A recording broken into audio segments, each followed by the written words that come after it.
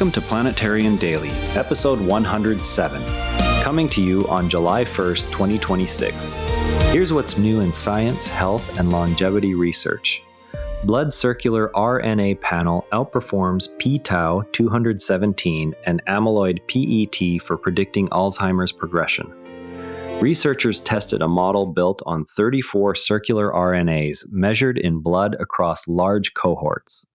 The panel predicted progression to symptomatic Alzheimer's disease and outperformed both pTau217 assays and amyloid-PET imaging. The work adds a blood-based option for early identification of individuals at risk. Because the signature is detectable before clinical symptoms, it could support earlier enrollment in prevention studies. Next steps include validation in independent longitudinal cohorts. A few episodes back, the show followed new Alzheimer's biomarker efforts in neuroscience research. Today's panel moves that forward by delivering a measurable signature that separates high-risk individuals earlier than current imaging or tau measures. Now, shifting to a very different area of research. An individual participant data meta-analysis pooled 51 randomized trials to examine cardiovascular outcomes under prolonged blood pressure lowering. The results challenge the prior assumption that extended treatment duration produces progressively larger risk reductions. The analysis focused on major cardiovascular disease events rather than surrogate markers. No additional benefit accrued beyond the initial treatment period captured in the trials. Future work will examine whether specific patient subgroups show different duration patterns. Both stories refine how we time interventions. Next, we turn to how pre-existing immune tone shapes what happens once an infection actually begins.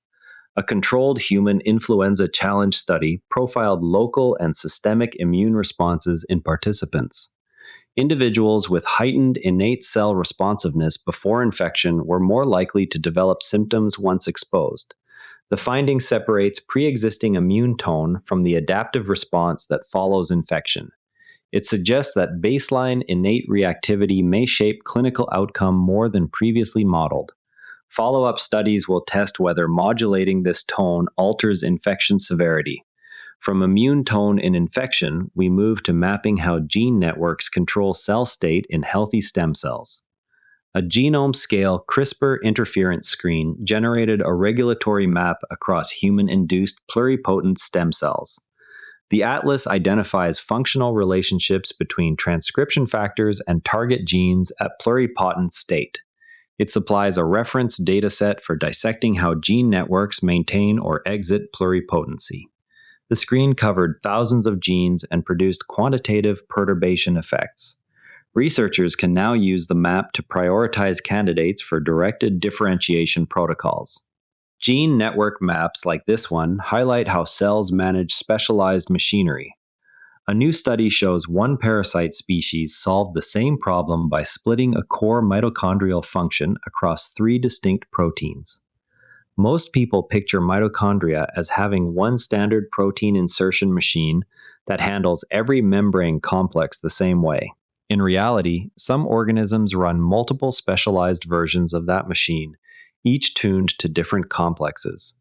Right now, inside your own cells, the OXA1 insertase is threading newly made proteins into the inner mitochondrial membrane to keep oxidative phosphorylasin running. Trypanosomes carry 3 distinct OXA1 paralogs. Losing just one selectively dismantles either complex I and 4 or complex 3 and ATP synthase. One memorable detail is that a single parasite species evolved this 3-way split to manage a membrane proteome far more divergent than the one in human mitochondria. The practical takeaway is that future therapies aimed at mitochondrial disorders may need to target specific insertase paralogs rather than assuming a single pathway can be modulated uniformly. Specialized molecular machines also appear outside mitochondria. A new nanobody turns a common fluorescent tag into a multifunctional handle for imaging and manipulation. The single-domain antibody SDAB-MNG binds M-neon green with 0.39 nanomolar affinity, revealed by a 1.26 angstrom crystal structure. One reagent supports immunosuppressation, direct immunofluorescence, super-resolution imaging, and intracellular relocalization when expressed as an intrabody. In primary neurons, it visualizes synaptic vesicle transport. In zebrafish, it triggers cell autonomous depletion of an MNG tag transcription factor. The nanobody therefore converts a passive fluorescent tag into a programmable affinity module. Two theoretical physicists worked with the Claude system to settle a mathematical relation describing complex systems that had remained open for 10 years.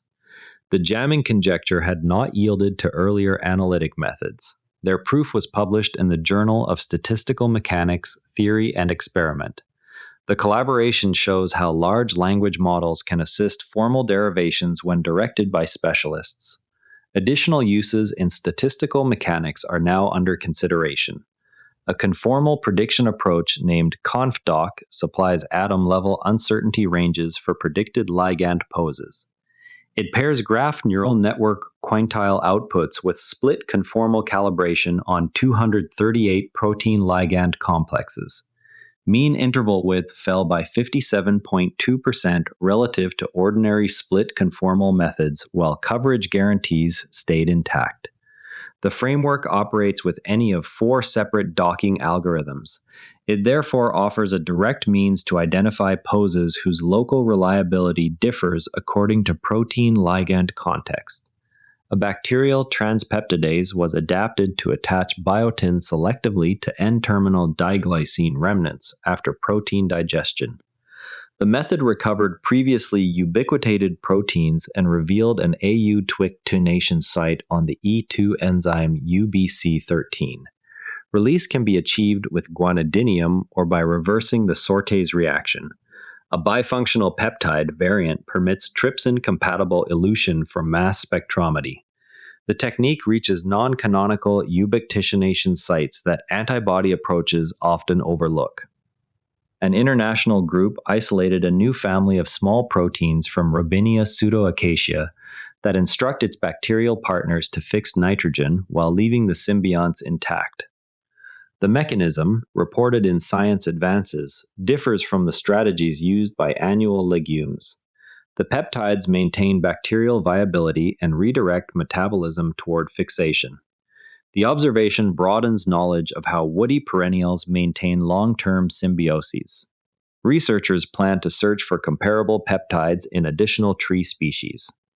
Molecular biologist Simon Bolton's laboratory maps how cells sense and mend DNA that becomes exposed during replication. Loss or mutation of protector genes leaves segments of the genome open to damage. The resulting map identifies repair pathways that become indispensable once protector activity is removed. These synthetic lethal connections are being examined as possible points for intervention. Ongoing screens continue to locate further context-specific weaknesses. A Lawrence Berkeley National Laboratory researcher ran a simplified hadronization model on a remote IBM quantum processor containing 104 qubits. The simulation reproduced string breaking, an essential stage in forming hadrons from quarks. The findings were published in Physical Review D.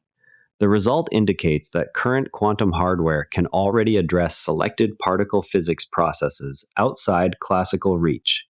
Larger simulations remain the next stated target. Molybdenum disulfide was shown to generate methyl peroxide and additional liquid oxygenates from methane at temperatures below 100 degrees Celsius. The study, appearing in Advanced Functional Materials, required only modest alteration of an industrial catalyst. Methyl peroxide functions as a precursor to methanol, a dense liquid fuel. The route avoids the high-temperature processes that currently dominate methane upgrading. Scale-up and selectivity remain the next reported objectives. Grassland plots were exposed to the combined effects of warming, elevated CO2, and drought rather than to each factor alone. Published in Science Advances, the work showed that drought-driven losses in carbon uptake grew larger under the simultaneous future climate conditions. Earlier single-factor trials had therefore underestimated the strength of the interaction. The Innsbruck team measured the extra reduction across the full set of drivers. Extended field trials will test whether shifts in plant community composition change the size of the effect. These molecular tools help us measure and control cellular processes with greater precision. New findings keep refining how we measure risk and mechanism at cellular and system scales. Next time, we'll be watching for how the submillimeter array's new rapid response system performs on additional gamma ray burst events. That covers today's science and health news. Share this with someone who's curious about the latest research. I'm Patrick in Vancouver. See you next time. And if you'd rather watch than listen, find us on YouTube at NERA Network. Links in the show notes. And before you go, this show is part of the NERA Network, a family of daily podcasts on tech, science, and markets, each one a short, sharp briefing you can finish on the commute. If today earned its place in your feed, here's your next listen. OmniView, a balanced daily world news briefing that takes every side seriously. Find every show free at neranetwork.com. This episode used AI voice synthesis of my voice. Editorial selection and analysis are my own.